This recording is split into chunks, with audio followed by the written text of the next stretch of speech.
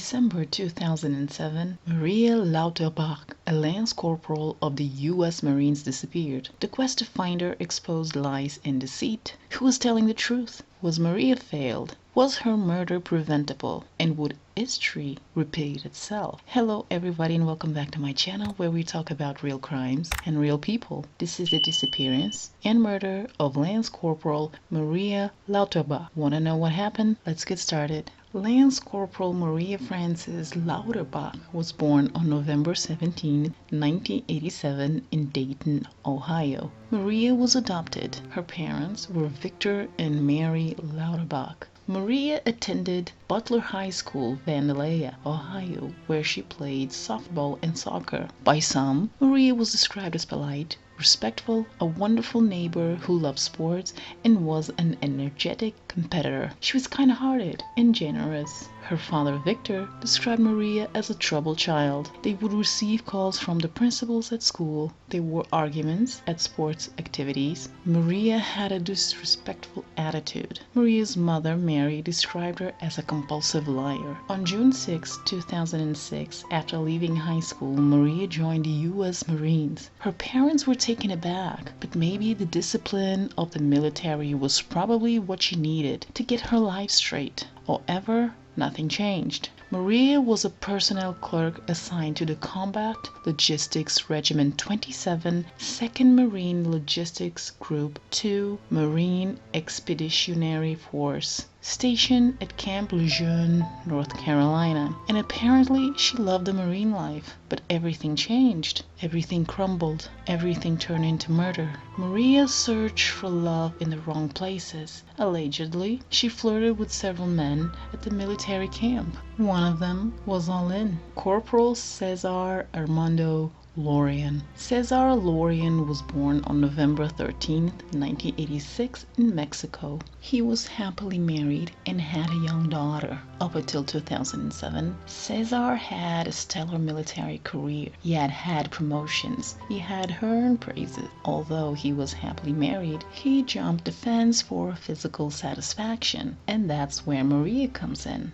It started as physical and ended in an affair. Allegedly, Maria wanted Cesar to leave his wife. He didn't, and things made a wrong turn. On Mother's Day of 2007, Maria called her mother to wish her a happy Mother's Day. Then, she told her she had been assaulted by a supervisor while on night duty. Mary told Maria to report the assault. May 2007, Maria accused Cesar Laurean of assault. Cesar denied it, so investigation started. Within the Marine Corps, Cesar was a stellar Marine. Maria was a troublemaker, trying to seek retributions. She had a reputation of lying, so they didn't believe her. Maria was transferred to another section of Camp Lejeune, and military protective order was issued commanding the two of them to be apart. However, the two of them were seen together on several occasions, and their relationship continued after the alleged attack. June 2007, Maria found out she was pregnant.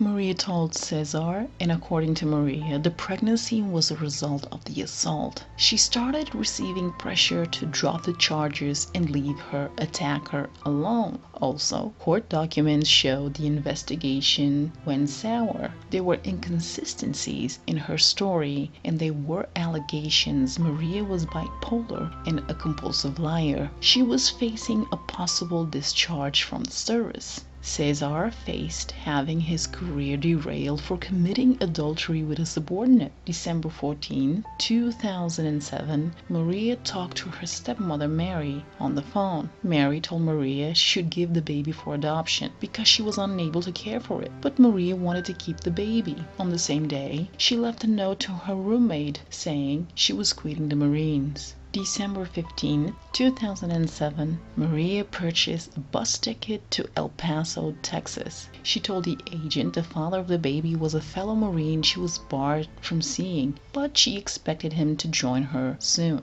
The last time Mary spoke to Maria on the phone, Maria told she had a mandatory Christmas party which her attacker would also be attending. That evening, Mary received a phone call from Maria's roommate saying Maria had left and left a note. Out of sympathy, Maria had been given a home to stay at Sergeant Daniel Durham's home. He stated, while staying there, Maria had been bedridden and never said she was leaving. December 19, 2007, Mary went to the Vandalia Police Department in Vandalia and reported Maria missing. The Onslow County Sheriff's Office opened an official missing persons report. Mary told an investigator that Maria had received some threats relating to her military career from the person she had accused of assaulting her. She was under personal and professional stress. She had met with military prosecutors to talk about her allegations that Cesar Laurean had assaulted her. Mary was also very upfront and told authorities Maria had a history of being a compulsive liar. Mary had her doubts regarding the allegations of assault. On December 20th, 2007, Maria's cell phone was found near the main gate at Camp Lejeune by a civilian. The man called Mary and Mary told him to hand out the cell phone to the authorities, which he did. December 24th, surveillance camera from an ATM showed a man trying to access Maria's account. He covered the camera with a rag while he withdrew money from her bank account. December 26, 2007, Maria didn't attend her prenatal care appointment. Mary eventually went to Jacksonville, North Carolina. She went to the police, and a new detective had been assigned to the case. He realized nothing had been done. The detective and Mary went to see NCIS about the case. The detective asked to interview Cesar Laurean. However, NCIS declined, and even though Cesar was an obvious suspect in the disappearance of Maria, NCIS stated he wasn't considered a flight risk. January 7, 2008, authorities found Maria's car, a blue 2006 Hyundai Sonata, abandoned near the Jacksonville bus station. The police approached Cesar, but he lawyered up. January 8, 2008, Cesar was interviewed by the NCIS. January 11, 2008, authorities spoke to Christina, Cesar's wife. She stated Cesar told her in May 2007 he had been accused of assault and that he hadn't done it. July 2007, Cesar told her the woman was pregnant and that he wasn't a father. Later on, he told her authorities wanted to talk to him and that he had retained legal counsel. January 10, 2008, the two went to his attorney's office. Cesar told Christina his version of events. December 15, 2007, Maria went to their home. Maria told him she had a plan.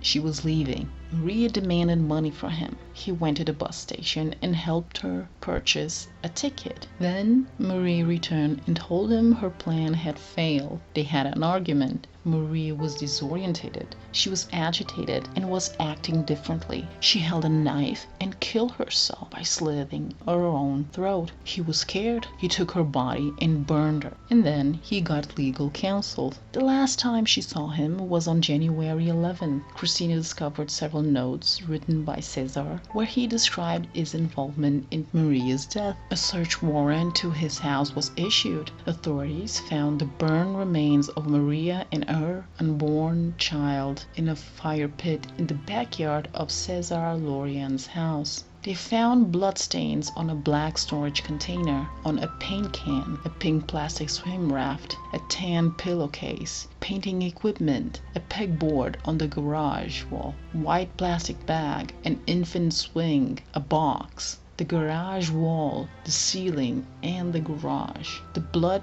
contained Maria's DNA. They also found evidence someone tried to clean up the scene. They tried to paint it. Despite Cesar's claims Maria had killed herself, authorities found evidence that pointed to murder, which were supported by autopsy results. Autopsy showed the neck wound was done post-mortem, and the cause of death was blunt force trauma to the head. The medical examiner used dental records to identify Maria's charred body. On January 12, 2008, an arrest warrant was issued. Cesar was seen getting on or off a Greyhound in Shreveport, Louisiana, and he might have been headed to Texas. Cesar's cousin informed reporters Cesar had visited family in the area of Guadalajara, Mexico, but then he left. Cesar was on the run. He deserted. $30,000 were offered as a reward by the FBI in the state of North Carolina. Mexico officials and Interpol issued an arrest warrant. April 10,